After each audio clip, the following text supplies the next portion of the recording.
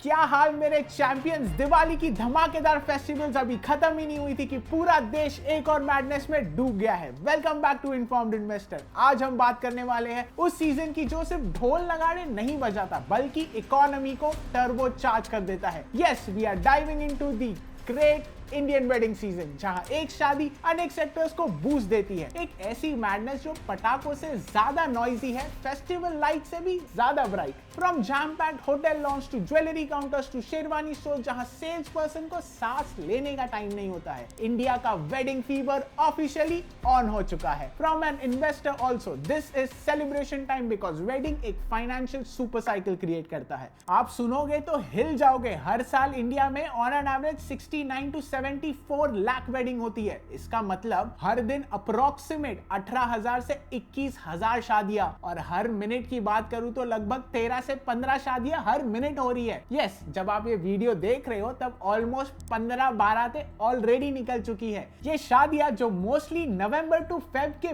बीच में कॉन्सेंट्रेटेड होती है, इंडिया की वेडिंग इकोनॉमी को पावर करती है। एज पर इंडस्ट्री एस्टिमेट्स, एवरेज हाउस होल्ड लगभग 12 लाख खर्चा करता है शादियों में, और जब आप इसको मल्टीप्लाई करते हो, total spend every year stands out with 8 to 9 trillion rupees. अगर वेडिंग को एक अलग इंडस्ट्री मान लिया जाए तो ये इंडिया की सेकेंड लार्जेस्ट कंज्यूमर इंडस्ट्री बन जाती है आफ्टर फूड एंड ग्रोसरी। ये सिर्फ सेलिब्रेशन नहीं, ये एक इकोनॉमिक फिनोमिनन है। ये एक चेन रिएक्शन है। ज्वेलरी, कपड़े, event management, catering, venue, logistics, multiple industries, multiple companies इसका बेनिफिट लेती है। हर इंडियन वेडिंग बजट में लगभग 25% सीधा गोल्ड ज्वेलरी पर खर्चा हो जाता है। No wonder Q3 and Q4 jewellery players के लिए एक्साइटिंग टाइम होता है, क्योंकि ये क्वार्टर फेस्टिवल और वेडिंग डिमांड दोनों का पीक होता है। ये महीना ज्वेलरी ब्रांड्स के लिए IPL सीजन जैसा होता है। इस वेव को डोमिनेट करते हैं players like Titan, Kalyan, Senco, PC jewellers and TVZ। Gold prices कितने भी ऊपर चढ़ जाए, इन क्वार्टर्स में इन प्लेयर्स की डिमांड स्लो नहीं होती। Wedding season equals to jewellery season, it's that simple. Wedding economy का सेकंड बिगेस्ट विनर है ethnic wear. Total wedding spending का अप्रोक्सीमेट 7% सिर्फ अपैरल पे चला जाता है। सबसे बड़े बेनिफिशियर कौन से प्लेयर्स हैं? Vedant fashion, Aditya Birla retail fashion, Raymond lifestyle. यहाँ एक इंटरेस्टिंग इनसाइट देखो, Vedant fashion earns 45 to 50% operating margin. बाकी कोई भी प्लेयर इस लेवल के मार्जिन नहीं कमाता है। ये है असली बिजनेस। इन्होंने इंडियंस की सेंटिमेंट को पूरी तरह समझ लिया है। उन्होंने देखा कि ग्रूम्स के लिए डेडिकेटेड प्लेयर कोई भी नहीं है, सो दे लॉन्च